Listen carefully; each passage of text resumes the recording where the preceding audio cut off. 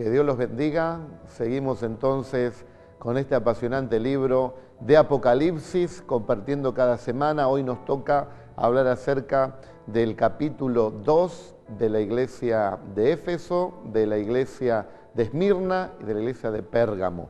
Vamos a estar compartiendo estos versículos bíblicos del capítulo 2, donde comienza diciendo: escribe al ángel de la iglesia en Éfeso, el que tiene las 7 estrellas en su diestra, el que anda en medio de los 7 candeleros de oro, dice esto. Comienza precisamente relatando aquí la Escritura que el mismo Señor tiene en su mano derecha a los ángeles de esa iglesia, a los pastores. Esto nos indica, como hablamos la semana pasada, que las cartas son dirigidas no a un ángel que anda por los cielos, sino que esa palabra ángel es referida al pastor, al mensajero, al que fue puesto por Dios en esa congregación. Y dice que el Señor lo tiene en su diestra, indicando que lo que hable ese pastor en la voluntad de Dios es porque Jesucristo precisamente es el que le está inspirando, ya que la iglesia no es de los hombres, sino del mismo Señor Jesucristo. ¿Qué más nos dice? En el verso 1, sigue diciendo sobre los 7 candeleros de oro que Él se pasea. Dijimos que los candeleros son las iglesias del Señor. El Señor Jesucristo es el que se pasea por su iglesia, aquí en Argentina, en China, en Norteamérica, donde sea. ¿Cómo lo hace? A través del Espíritu Santo. Cristo resucitó, está a la diestra de Dios, pero Él dijo: no los dejaré solos, les enviaré el Espíritu Santo. Y por medio del Espíritu Santo, allí está también nuestro Señor Jesucristo. El verso 2 dice: yo conozco tus obras y tu arduo trabajo y paciencia, y que no puedes soportar a los malos, y has probado a los que se dicen ser apóstoles y no lo son, y los has hallado mentirosos. Bueno, primeramente quiero decirle que esta carta dirigida a esta iglesia de Asia, allí en la ciudad de Éfeso. Esta iglesia que estaba allí fue fundada por el apóstol San Pablo en el año aproximadamente 52. Y allí luego estuvo el apóstol San Juan también pastoreando esta iglesia. Y en esa iglesia, cuando reciben esta carta, comienza el Señor a decirles las virtudes que tiene, buenas obras, mucho trabajo, paciencia, no podía soportar a los malos, había encontrado personas que decían que eran apóstoles pero en realidad no lo eran. Era una iglesia pujante que servía al Señor y que demostraba realmente su fe. Pero había cometido un error que se lo marca después en el verso 4, que le dice: pero tengo contra ti que has dejado tu primer amor. ¿Por qué dejó ese primer amor? Porque habían entrado allí en la iglesia distintas personas que confesaban ser realmente siervos de Dios, hombres de Dios, apóstoles del Señor, pero que en realidad no lo eran. Y comenzaron a producir un malestar, división y distintos problemas allí dentro. Esto lo que produjo en ellos fue un debilitamiento en la fe y la pérdida del primer amor. Cuando la Biblia nos dice que debemos amar a nuestro Señor con toda nuestra alma, con toda nuestra mente, con todo nuestro espíritu y con todo nuestro ser, porque ese es el primer y gran mandamiento. Ellos habían comenzado bien, pero debido a los malos ejemplos y al permitir a distintas personas que enseñen cosas que Dios no había mandado, se dieron cuenta, pero ya era tarde, ya hacía mucho tiempo que estaban ahí dentro y les produjo realmente amargura.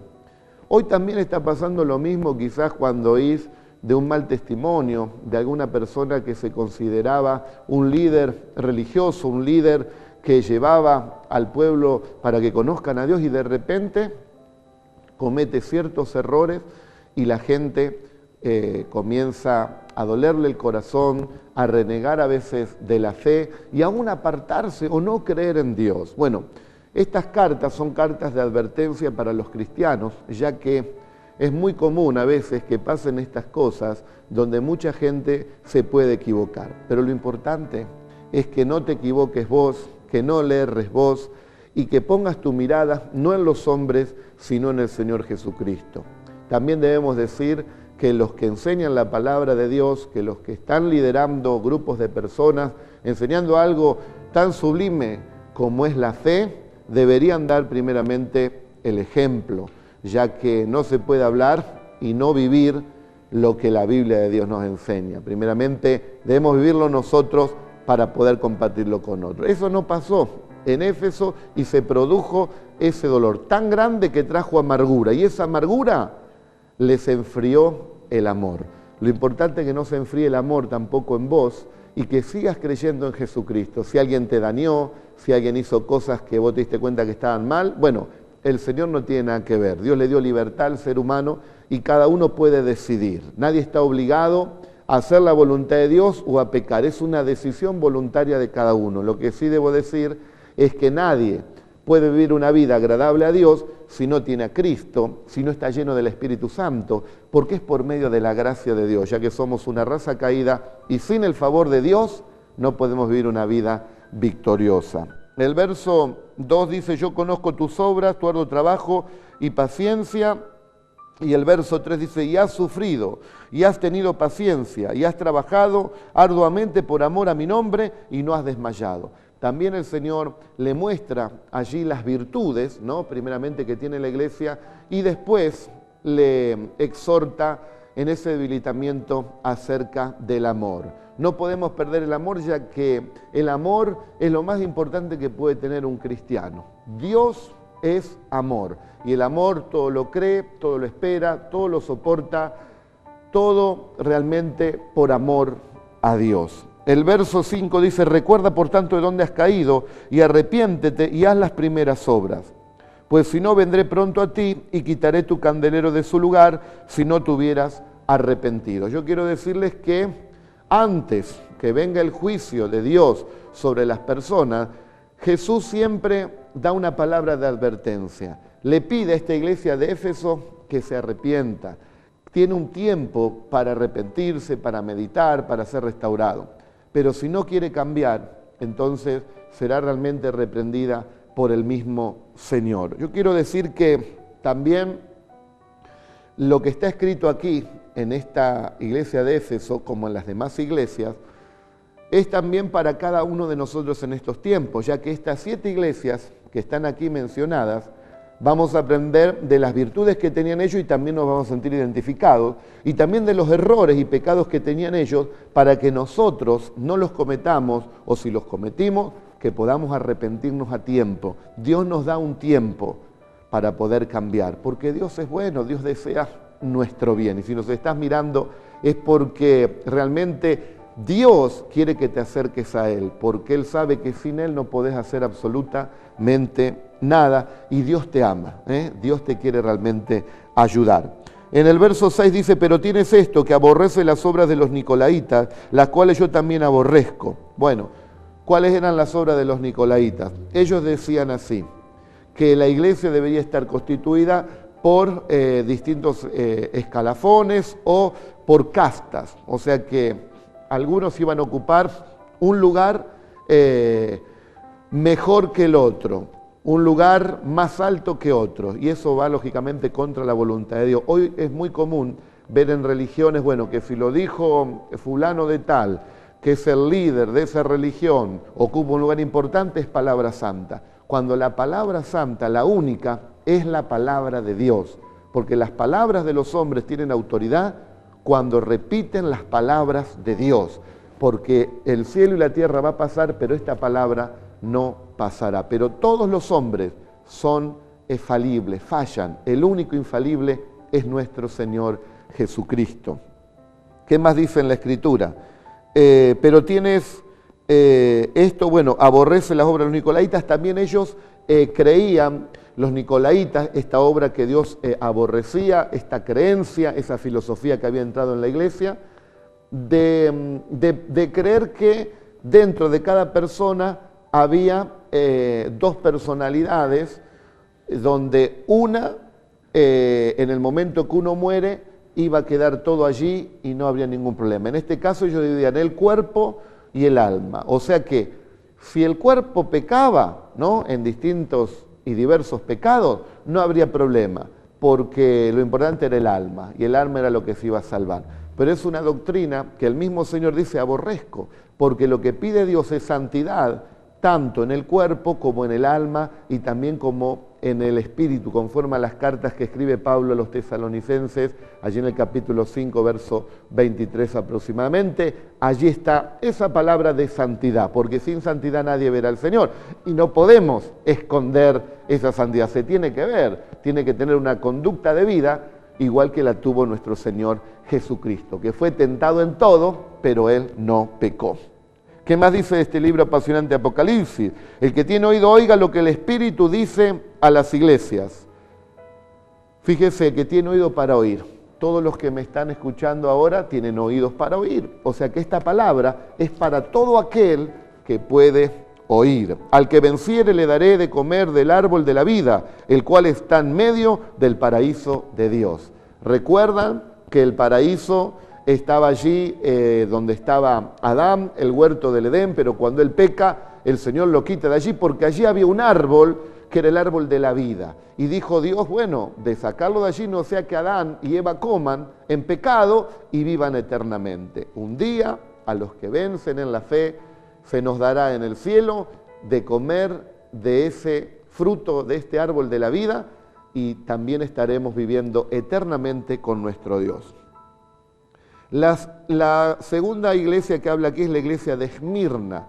Esmirna en griego quiere decir mirra, o sea que da precisamente a entender con lo que le sucede a esta iglesia.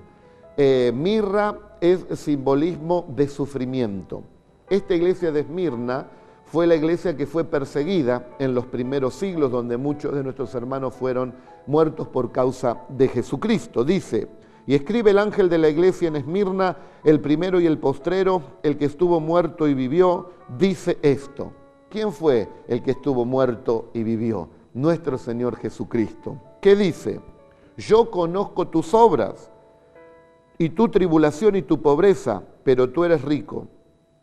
Y la blasfemia de los que dicen ser judíos y no lo son, sino sinagoga de Satanás. Esta era una iglesia materialmente pobre, pero entre paréntesis dice: pero eres rica. ¿Por qué? Porque tenía una riqueza espiritual.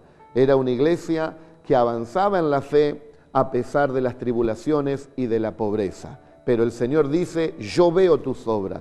El Señor nos ve. Nada queda escondido ante los ojos de nuestro Dios. Dice: y también la blasfemia de los que dicen ser judíos y no lo son, sino pueblo del mismo diablo. ¿Cuánta gente profesa tener fe en Dios, pero sus hechos contradicen precisamente sus palabras? No están sirviendo a Dios, sino al mismo diablo. Cristo dijo: mira bien, tú que te dices cristiano, mira bien, que tu luz no sea tinieblas. ¿Qué más dice? No temas en nada de lo que vas a padecer. He aquí el diablo echará a algunos de vosotros en la cárcel para que seáis probados y tendréis tribulación por 10 días. Sé fiel hasta la muerte y yo te daré la corona de la vida. O sea que Dios le pedía a esta iglesia que siga siendo fiel. El apóstol Pablo nos indica también que él había peleado la buena batalla de la fe, por lo tanto le esperaba la corona de vida. Estos mártires que entregaron la vida por Jesús, se le ha entregado una corona de vida. Cada persona, conforme a las obras que haga en la fe en nuestro Señor Jesucristo, lógicamente, recibirá un día la recompensa, porque viene el Señor y su recompensa viene con Él. El tiempo de la venida del Señor está cerca. Mirá qué bendición poder escuchar Apocalipsis por medio también de la televisión. Él les alerta que iban a meter a algunos presos, el mismo diablo. En ese tiempo estaba el emperador Diocleciano, que mantuvo una persecución cruel contra la iglesia del Señor durante 10 años. Y esta iglesia permaneció firme, aunque muchos de ellos entregaron su vida por causa de nuestro Señor Jesucristo. Sé fiel hasta la muerte, dice, y te daré la corona de la vida. El que tiene oídos, oiga lo que el Espíritu dice a las iglesias. Al que venciere, no sufrirá daño de la muerte segunda. ¿Cuántos saben que hay una muerte segunda? No se termina cuando uno muere aquí en la tierra. Un día ese cuerpo será resucitado y si no está escrito en el libro de la vida eterna, será echado al lago de fuego y azufre conforme a la Escritura. Es la muerte segunda. O sea que hay que morirse, pero antes tener a Cristo. El que tiene a Cristo tiene la vida eterna. La muerte no tiene ninguna clase de poder, por eso este camino de fe es tan glorioso, donde ninguna religión, ninguna filosofía te lo puede dar. Nadie se atrevió a decir que era el Hijo de Dios, pero Jesús sí, porque Él era y es el Hijo del Dios viviente. La iglesia de Pérgamo. Y escribe al ángel de la iglesia de Pérgamo, el que tiene la espada aguda de 2 filos, dice esto: yo conozco tus obras y donde moras, donde está el trono de Satanás. Ahora se presenta con la espada aguda de 2 filos. Con esa misma espada es con la que herirá un día el Señor a las naciones, cuando venga en su gloria a restaurar este mundo que los mismos hombres hemos hecho pedazos. El Señor un día reinará y peleará contra sus mismos enemigos, pero establecerá su reino milenial, y dice la Escritura que los que creen en el Señor reinarán un día con Él por esos 1000 años también en la tierra. Dice, moras en donde está el mismo trono de Satanás. La iglesia de Pérgamo era muy conocida esa ciudad, ya que tenía una biblioteca con 200.000 pergaminos. Ellos precisamente eran especialistas en armar todo este tema de libros, en aquel tiempo pergaminos, de ahí el nombre Pérgamo. Y nos dice la Escritura que moraba esa iglesia en el mismo trono de Satanás, en esa ciudad gobernaba Satanás. Dice, pero no has negado mi nombre, ni la fe, ni aun en los días que Antipas, mi testigo fiel, fue muerto entre vosotros, donde mora Satanás. Este testigo Antipas había sido muerto, encerrado allí en un buey de bronce y prendido fuego. ¿Por qué? Por predicar la verdad. ¿Por qué? Porque en ese tiempo la iglesia de Pérgamo era el tiempo, la era de donde surgió este emperador Constantino, que hizo esa unión entre la iglesia y el Estado. Y Roma, precisamente los romanos, indicaban lo que tenían que decir los cristianos, cómo tenían que predicar. Pero Antipas se mantuvo fiel y dio la vida por causa de Jesucristo. Ahora ya no está más el trono de Satanás en Pérgamo, sino que se ha mudado. Pueden leer Apocalipsis 17 y encontrarán allí la ciudad donde está el mismo trono de Satanás, y es Roma precisamente, conforme a las Escrituras y conforme al capítulo 17 y 18 de la Biblia. Ahora, pero tengo unas pocas cosas contra ti, que tienes ahí a los que retienen la doctrina de Balaam, que enseñan a Balac a poner tropiezo ante los hijos de Israel, a comer de cosas sacrificadas a los ídolos y a cometer fornicación. El Señor estaba en contra de la doctrina de Balaam. ¿Cuál es la doctrina de Balaam? El profetizar por lucro. Era un profeta allí en el Antiguo Testamento que por lucro, por riqueza, por un beneficio personal, profetizaba. Usaba las cosas de Dios para un beneficio propio. Eso aborrece precisamente el Señor. ¿Cuántos hoy son mercaderes de la fe, que venden la palabra del Señor? No es así. Gratuitamente lo hemos recibido y gratuitamente también lo publicamos y lo predicamos. La doctrina de Balaam, y también dice el pecado de comer cosas sacrificadas a los ídolos. Todo lo que se hace sin adoración al Padre, al Dios Todopoderoso, sin adoración al Hijo, que es precisamente Jesucristo, y sin la guía del Espíritu Santo, según la Escritura, es idolatría. Usted puede leer toda la Biblia, léala toda, sobre todo el Nuevo Testamento, y encontrará en el Nuevo Testamento, también en el Antiguo, que todo está reflejado a adorar a un solo Dios y a su Hijo Jesucristo. No hay otro. Eso dice la Biblia, eso dice la palabra de Dios. El que sale de ahí, Dios lo ve como idólatra. Y Dios está en contra de todo eso. Y también a cometer fornicación. El pecado de fornicación es abominable delante de Dios. Pero ellos decían, bueno, tenían también la obra de los nicolaitas, que decían, bueno, pecar, no hay problema, total el alma es la que se salva. Eso es una hipocresía. Debemos vivir una vida agradable al Señor, y se puede con el Espíritu Santo de Dios. Bueno, ¿qué más dice la Escritura? Y también tiene a los que retienen la doctrina de los nicolaitas, la que yo aborrezco, lo que les acabé de explicar. Por tanto, dice, arrepiéntete, pues si no vendré a ti pronto y pelearé contra ellos con la espada de mi boca. Esa espada de doble filo, la palabra de Dios. Cuando vos lees la Biblia, es la espada del Espíritu, te confronta, te hace ver en qué estás equivocado, te das cuenta que a veces adoramos cosas que no pertenecen a Dios, que hacemos cosas que son abominación delante del Señor, pero viene la luz. Lámpara es a mis pies tu palabra y lumbrera a mi camino, dijo el rey David. Eso dice la palabra del Señor. La luz de Cristo es la que puede iluminar todo tu corazón, el Verbo hecho carne. La palabra de Dios es el mismo Cristo que entra dentro tuyo, es tu alimento espiritual donde podés recibir la fortaleza, la luz y la bendición. Arrepiéntete, dice. Hay perdón de Dios para todos aquellos que se han equivocado. Hace 23 años recibí al Señor, reconocí mis pecados, estaba en una religión que era idólatra. Me arrepentí, Dios cambió mi vida. Amamos a todas las personas de todas las religiones. Pero quiero decirte que en el Señor Jesucristo está la salida, está la solución, está la vida eterna. Y no hay otro nombre en el cual podamos ser salvos. Eso dice la Escritura, eso dice la palabra del Señor. Dice también, el que tiene oído oiga lo que el Espíritu dice a las iglesias. Al que venciere, daré a comer del maná escondido y le daré una piedrecita blanca y en la piedrecita escrito un nombre nuevo, el cual ninguno conoce sino aquel que lo recibe.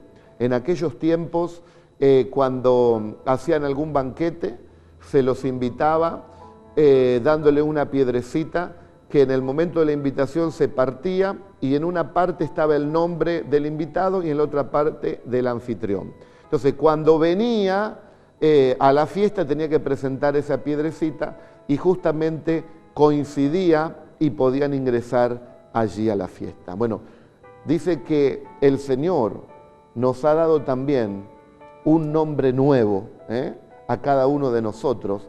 Nos ha cambiado el nombre, así como ya hubo un adelanto en Abraham, que le cambió el nombre a Abraham. Abraham quiere decir padre enaltecido, y Abraham padre de multitudes.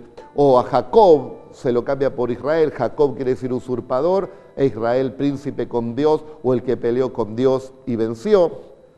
Y también en el cielo nos darán un nombre nuevo, un nombre de victoria. Y hemos sido sellados con el Espíritu Santo del Señor, donde verdaderamente tendremos entrada allí en los cielos.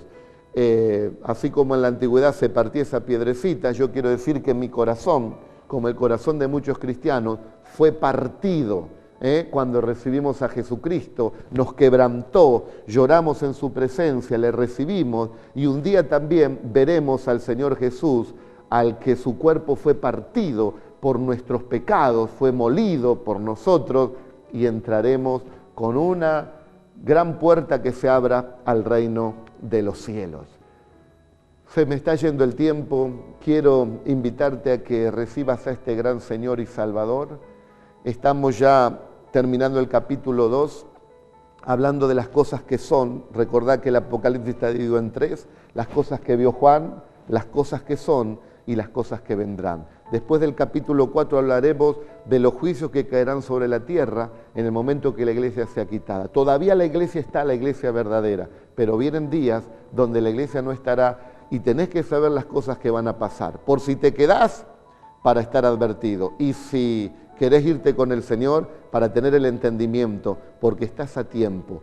Porque aquí un poquito y el que ha de venir vendrá, dice la Escritura. Quiero terminar con una oración por tu vida, para que seas bendecido vos y toda tu familia. No te dejes engañar. Mis palabras son la verdad, dijo Jesús, y la verdad los hará libres. ¿Querés recibir ahí a Jesús? Decí conmigo, Señor Jesús, yo te recibo en mi corazón como mi único y suficiente Salvador. Y te pido que limpies toda mi vida y perdones mis pecados. Yo te necesito, Señor. Haz un milagro en mi vida y también en mi familia. Amén. Dios ha sido bueno con cada uno de aquellos que le han recibido.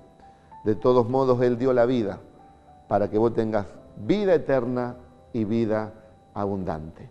Que Dios te bendiga mucho y confía en el Señor, porque nadie te ama como Él. Y lee la Biblia. La semana que viene, el capítulo 3. Terminaremos el 2 y seguiremos con el 3 de Apocalipsis. Que Dios te bendiga. Todo ojo verá en el cielo tu poder. Adonai, Adonai, toda creación se postrará. Adonai, Adonai, solo